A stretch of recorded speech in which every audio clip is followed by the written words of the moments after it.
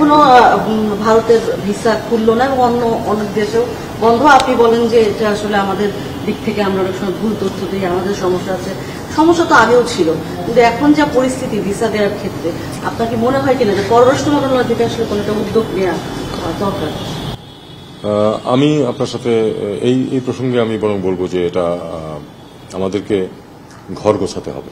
ভারত থেকে ডক্টর এসছেন, চীন থেকেও আসছেন, এর মাধ্যমে ভারতের সাথে যে আমাদের আসলে একটা সম্পর্কের যে শীতলতা অনেকদিন ধরেই আপনি বলছেন যে এটা নানান ধরেই কাটছে, সেটা কি আমরা একটা ইন্ডিকেটর ধরতে পারি কিনা যে হ্যাঁ এটা তো একটা ইন্ডিকেটর যে কাটছে?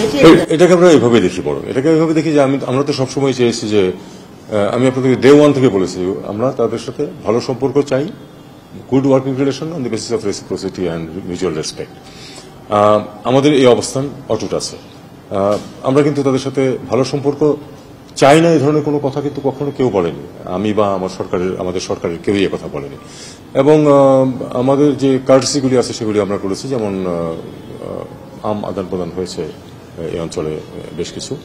আর এর বাইরে যে এই ঘটনা ঘটার পরে যে দেশগুলো আমাদেরকে সহায়তা দিতে চেয়েছে, হেল্প করতে চেয়েছে, তাদের মধ্যে ভারত একটি, এবং তাদেরকে আমরা বলেছি যে আমরা তথ্য নিয়েছি আমাদের বার্ন ইউনিটের কাছ থেকে তাদের কি প্রয়োজন, তারা যা বলেছেন সেই অনুযায়ী আমরা তাদেরকে জানিয়েছি। তারই প্রেক্ষিতে দুজন ডাক্তার, দুজন নার্স এসেছেন, যেটুকু তাদের সেবা দেওয়ার দেবেন। এটা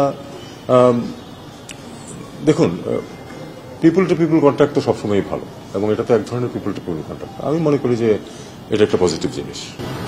আরেকটা প্রশ্ন ছিল আমার যে মানবাধিকার অফিস, জাতিসংঘের মানবাধিকার অফিসটা তো হচ্ছেই শেষ পর্যন্ত, এবং মিশন হচ্ছে শেষ পর্যন্ত, এবং বিশেষজ্ঞরা আসলে এটা নিয়ে এখনো এক ধরনের কি বলবো, এক ধরনের নেগেটিভ কথাবার্তা তারা বলছেনই যে এই অফিসটা বাংলাদেশে হওয়া মানে কি কি ঘটতে পারে, সেটা তারা বারবারই নানানভাবে নানান জায়গায় বলছেন।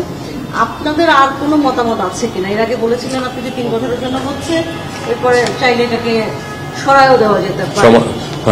এমনিতেই 2 বছর পরে রিভিউ হবে, আর তারপরে 6 মাসের নোটিশ দিয়ে যে কোনো সময় এটাকে সরিয়ে দেওয়া যাবে। সেটা আমার মনে হয় না সেই ধরনের পরিস্থিতি সৃষ্টি হবে, কারণ আমরা তো আমাদের নিজেদের স্বার্থ দেখেই কিন্তু কাজটা করেছি। তাদের প্রস্তাবের উপরে তো আমরা যে একটা এগ্রিমেন্ট সই করে দিয়েছি তা না। আপনারা এটাও জানেন যে দীর্ঘ সময় নিয়েছি আমরা দীর্ঘ সময় নিয়েছি, এবং আমাদের স্বার্থ যাতে ক্ষুণ্ণ না হয় সেটা দেখেই আমরা করেছি। দেখুন, বিশেষজ্ঞদের প্রতি আমার পূর্ণ শ্রদ্ধা আছে, তারা তো এটা বিভিন্ন প্রোজ এন্ড কনস সেটা বিবেচনা করবেন। তবে আমি বিশ্বাস করি, সরকার বিশ্বাস করে যে এটা বাংলাদেশের স্বার্থের বিরুদ্ধে যাবে না, পক্ষেই থাকবে। এখনো ভারতের ভিসা খুললো না এবং অন্য অনেক দেশেও বন্ধ। আপনি বলেন যে এটা আসলে আমাদের দিক থেকে আমরা অনেক সময় ভুল তথ্য দিই, আমাদের সমস্যা আছে। সমস্যা তো আগেও ছিল, কিন্তু এখন যা পরিস্থিতি ভিসা দেওয়ার ক্ষেত্রে আপনার কি মনে হয় কিনা যে পররাষ্ট্র মন্ত্রণালয় থেকে আসলে কোনো একটা উদ্যোগ নেওয়া দরকার? আমি আপনার সাথে এই প্রসঙ্গে আমি বরং বলবো যে এটা আমাদেরকে ঘর গোছাতে হবে। পররাষ্ট্র মন্ত্রণালয় হলো সেলস এজেন্সি। আপনি যা তৈরি করবেন আমি সেটাই বিক্রি করতে পারবো, আপনি যেটা তৈরি করবেন সেটা বিক্রি করা যাবে না। আর যেটা বলছেন যে এটা তো আগেও ছিল, এখন কিন্তু এই স্ক্রুটিনি অনেক সহজ হয়ে গেছে আগের তুলনায়।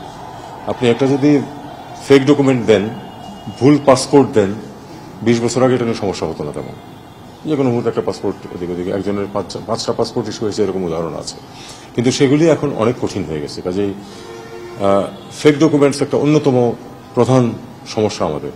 এটা এখনো আগের মতো চালানোর চেষ্টা হচ্ছে অনেক ক্ষেত্রে, কিন্তু এটা সহজেই কিন্তু ধরা পড়ে, যে কারণে এই পরিস্থিতিটার সৃষ্টি হয়েছে। আমাদের ঘর গোছাতে হবে, আমাদের এখান থেকে যাতে এই ধরনের অপরাধমূলক কার্যক্রম না হয় সেটা দেখতে হবে।